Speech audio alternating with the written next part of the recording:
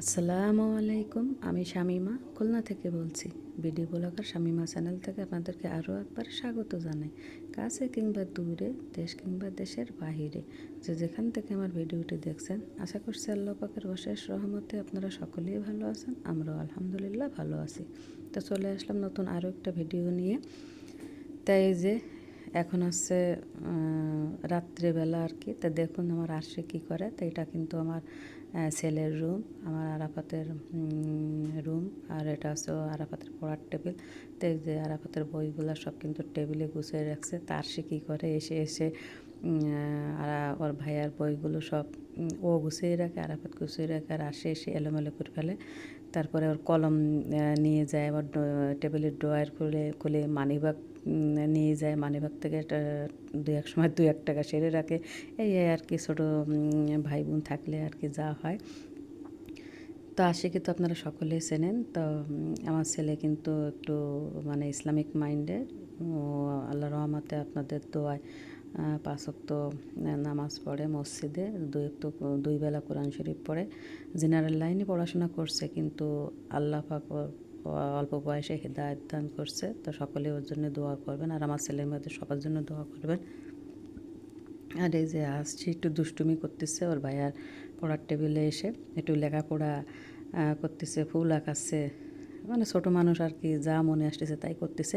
তো আমি আপনাদের সাথে যে বিষয়ে আলোচনা করব আর কি, তা আপনারা কিন্তু কম বেশি সকলেই ব্লগার নাজমুল বাপ্পি, তানজিলার আব্বু, ওদের ফ্যামিলি কিন্তু কম বেশি সকলেই চিনি থাকেন। তা বাংলাদেশি ব্লগার মমতিশা আপুর শাশুড়ি কিন্তু মারা গেছে, মানে নাজমুল বাপ্পির আম্মা। তা ওনার কিন্তু দাফন সম্পন্ন হয়ে গেছে। তা আমি আসলে ওনাদের ফ্যামিলি তো অনেকেই ইউটিউবার, যেমন তিশাপুরের 3 বোন ইউটিউবিং করে, তারপরে ওনার 2 ভাই, আবার ওদিকে ওনার চাচাতো ভাই বোন যে বাবু, তারপরে শারমিন, তারপরে বিলাল ভাই, আবার এদিকে কিন্তু বাপ্পি ভাই আছে, তারপরে তানজিল আছে, মানে আর কি পুরো ফ্যামিলিটা কিন্তু ইউটিউব ফ্যামিলি বলা যেতে পারে আর কি। তো ওনার শাশুড়ি, তিশা আপুর শাশুড়ি মারা গেছে হচ্ছে গতকাল রাত 12:30টার সময়। তা ওনারা কিন্তু আসলে পাশে কেউ ছিলেন না, মানে তিশা আপুর হাজব্যান্ড কিন্তু একা ভাই, আর ওনার একটা বোন নিশি আপু, উনি কিন্তু মালয়েশিয়াতে থাকে। তো তিশা আপার কিন্তু 3টা ছেলে মেয়ে, বড় হচ্ছে তানজিলা, তারপরে তারপর তাবিয়া। তো তান হচ্ছে বাসায় ছিল, আর তানজিলার তো বিয়ে হয়ে গেছে, আপনারা কম বেশি হয়তো বা জানবেন। তানজিলাও খুব অসুস্থ, ওর বাচ্চা হবে। তো তানজিলাও খুব ফেডা হয়ে পড়ছে। আর তাবিয়া আর বাপ্পি ভাইয়া আর তিশা আপা কিন্তু ওনারা তিশা আপার বাপের বাড়ি ছিল। প্রথমে ঢাকায় গিয়েছিল, ঢাকাতে ডাক্তার দেখাতে গেছিলো। তারপরে তিশা আপার যে বোন মিমের বাসা ছিল, ওখান থেকে কিন্তু ওনারা তিশা আপার বাপের বাড়িতে এসেছিলো, কারণ ওনার বড় ভাইয়ের মেয়ের আকিকার অনুষ্ঠান ছিল। তো ওখান থেকে কিন্তু হঠাৎ রাত্রে শুনছে, যেটা সবার বলাগে, যেমন ওনার ভাই বউ আছে খুকি, ওনার ছোটো ভাইয়ের বউ, তারপরে বড় ভাইয়ের বউ যে শারমিন, সবাই কিন্তু বলছে যে রাত্রিবেলাও নাকি বাপের আম্মা কথা বলছে ওনাদের সবার সাথে। তো হঠাৎ করে বলে একটু বুকি ব্যথা এরকম বলে অসুস্থ হয়ে গেছিলো আর কি। তো যেহেতু তান বাসা ছিল, তান তো আসলে খুব বেশি বড় তা না, সম্ভবত মনে হয় 9 বা 10-এ পড়ে তান। তো তাহান আর ওর দাদির বাসা ছিল। তা যেটা শুনলাম সবার বলা থেকেই, সবার ভিডিও থেকে যেটা শুনলাম আর কি। তো খুকি ভাবিও কিন্তু 2টা ব্লগ দিয়েছে, আর ওনার যে শারমিন, ইউটিউবার শারমিন নূর, ওনার ভাই বড়টা, তারপরে যে শাহিন ভাই, সবাই কিন্তু বলছে যে মরার 8-10 মিনিট আগেও নাকি বাপ্পি ভাই বা তিশা আপাদের সাথে নাকি কথা বলছে। ওনাদের সাথে কথা বলার পরেই নাকি উনি মানে হার্ট অ্যাটাক করছে, অনেকে বলছে যে হার্ট অ্যাটাক করছে। তারপরে বলে আর কথা বলতে পারেনি উনি। 3 বার নাকি খুব জোরে নিঃশ্বাস নিয়েছিল। আর কি ওইখানেই মনে হয় প্রাণটা চলে গেছিলো। আল্লাহ পাক মনে হয় ওই পর্যন্ত হায়াত রাখেছিল, যেহেতু পাশে বড় কেউ ছিল না, যেটা ওনাদের ব্লগ থেকে ভিডিও থেকে যেটা শুনলাম, যে মনে হয় পাশের প্রতিবেশী টেশিরা কেউ হয়তো হসপিটালে নিয়ে গেছিলো, তো নেওয়ার পরে ওনারা বলছে যে উনি মারা গেছেন। তো অনেকে ধারণা করছে যে বাসা থেকেই মারা গেছেন, আবার অনেকে বলছে হয়তো ডাক্তারখানা নিতেই পথেই মারা গেছেন। তো আসলে হায়াত যে পর্যন্ত আমরা চেয়ে নিয়ে আসছি, আল্লাহ পাক দিয়ে পাঠিয়েছে, তার 1 সেকেন্ড কম বেশি কিন্তু আমরা বাড়াতে বা কমাতে পারবো না। তো যে কোনো এক ওসিলা আল্লাহ পাক নেবে। তা সবচেয়ে দুঃখের বিষয় আছে যে ওনার হাজব্যান্ড কিন্তু মারা গেছে এখান থেকে কয়েক বছর আগে। তো 2টা ছেলে মেয়ে, একজন তো বিদেশে আর একজন দেশে থাকতেও কিন্তু কাছে ছিল না। তো একমাত্র ছেলে কিন্তু বাপ্পি ভাই। তো বাপ্পি ভাইও আসলে কিন্তু খুব আপসেট হয়ে পড়েছে, কারণ একমাত্র ছেলে হিসাবে মায়ের মৃত্যুর সময় পাশে থাকতে পারলো না। এটা আসলে কিন্তু সারা জীবন ওনার কষ্টের কারণ হয়ে দাঁড়াবে। তো আসলে উনিই তো জানতো না যে ওনার এই সময় মৃত্যু হবে, তাই না?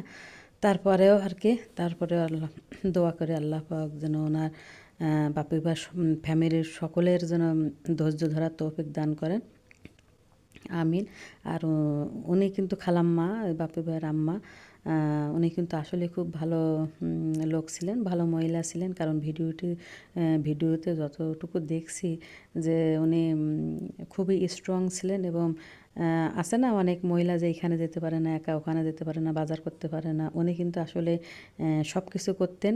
এবং কিছুটা আমার শাশুড়ির মতোই ছিলেন। আমার শাশুড়ি কিন্তু যে মানে যে একটা মাতব্বারি ভাব আর কি, যে সংসারের যে একটা মুরব্বি, অনেক মহিলারা আছে কিন্তু যেটা পারে না করতে, বা এই দায়িত্বটা নিতে পারে না, বা নেয় না। কিন্তু উনি কিন্তু সেই ক্লাসে ছিল, মানে মহিলা হিসাবে উনি যথেষ্ট স্ট্রং ছিলেন, বা একটা দায়িত্বপরায়ণ লোক ছিলেন। যে কোনো কাজ উনি নিজ আর কি দায়িত্বের সাথে পালন করতেন, এই আর কি। তো আমার শাশুড়িও এরকম দায়িত্ববান লোক ছিলেন, যে সংসার কীভাবে চালাতে হয় একটা মানে মহিলা হয়ে, কিন্তু মহিলা হলেই কিন্তু খালি হয় না, তার কিন্তু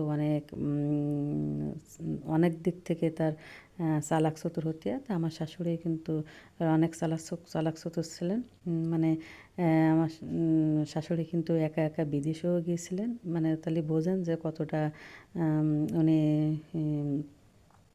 ছিলেন, ট্যালেন্ট ছিলেন। আমার মা, যদিও আমার মা কিন্তু খুব নিরীহ ক্লাসের লোক ছিলেন। যেমন সামান্য একটা গ্যাসের চুলাটা জ্বালাতে গেলেও কিন্তু আমার মা ভয় পেতেন।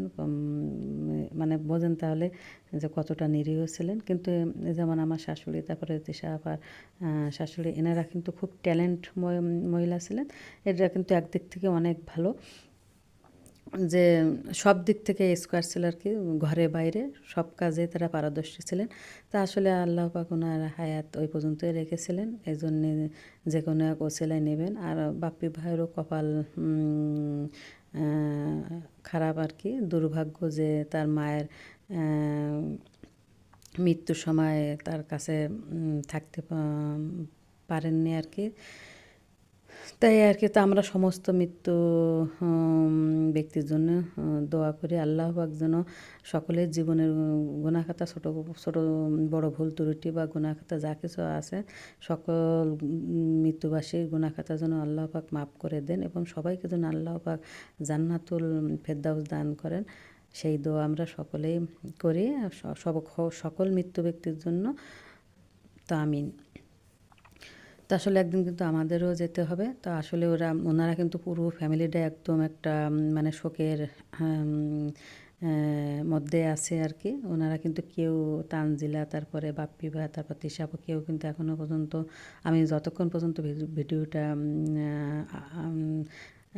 ছাড়ছি আর কি, আপলোড দিচ্ছি, ততক্ষণ পর্যন্ত কিন্তু কেউ ভিডিও আপলোড করেনি।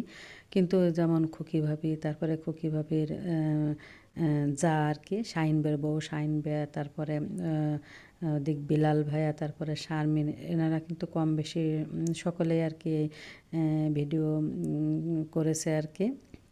তো আসলে ওনাদের যে এখন অবস্থা, তিশা আপা বা বাপ্পি ভাইদের যে মনের অবস্থা, বা তানজিলা, তা আসলে কিন্তু ভিডিও করার মধ্যে তারা নাই। তা আল্লাহ পাকের কাছে দোয়া করে তারা যেন অতি দ্রুতই এই শোক থেকে শোক সামলাতে পারে, সেই তৌফিক যেন আল্লাহ দান করেন, সেই দোয়া করি।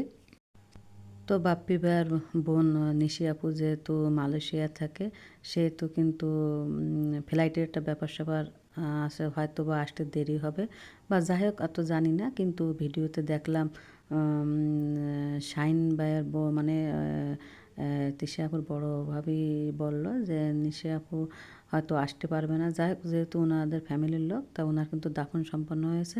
তা আমাদের ইসলামে কিন্তু মৃত্যুর পরপরই যতটা পারা যায় সাথে সাথে কিন্তু দাফন করাই উত্তম।